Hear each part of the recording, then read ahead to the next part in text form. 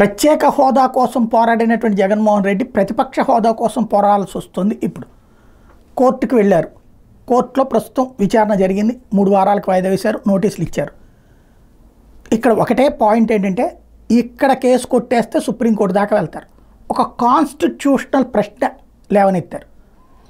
Assembly వ్యవహారాల్లో కోర్టులు జోక్యం చేసుకోవచ్చా లేదా?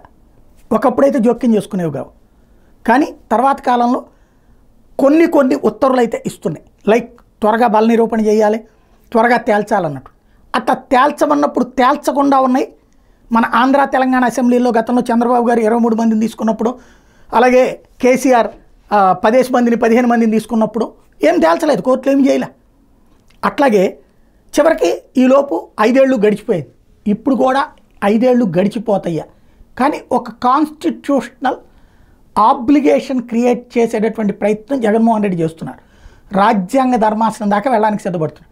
కాన్స్టిట్యూషన్లో అయితే ప్రతిపక్షానికి ఒక మీనింగ్ లేదు, అది ఖచ్చితం. కాన్స్టిట్యూషన్ ఎక్కడా పేర్కోవాలి ప్రతిపక్షానికి ఎంతమంది ఉండాలని.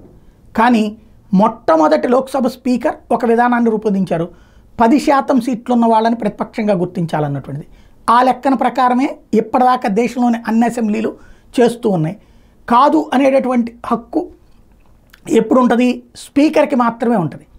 కోర్టు జోక్యం చేసుకుని దేశంలోని అన్నిటి వ్యవహారాల్లో అన్ని అసెంబ్లీల్లో కూడా ఎవరూ లేకపోతే ప్రతిపక్షం ఎవరో ఒక్కళ్ళే ఉంటే వాళ్ళనే గుర్తించాలి అని ఇవ్వాలి అంటే సుప్రీంకోర్టు రాజ్యాంగ ధర్మాసనం చేయాలి. అక్కడ దాకా వెళ్తారా చూడాలి.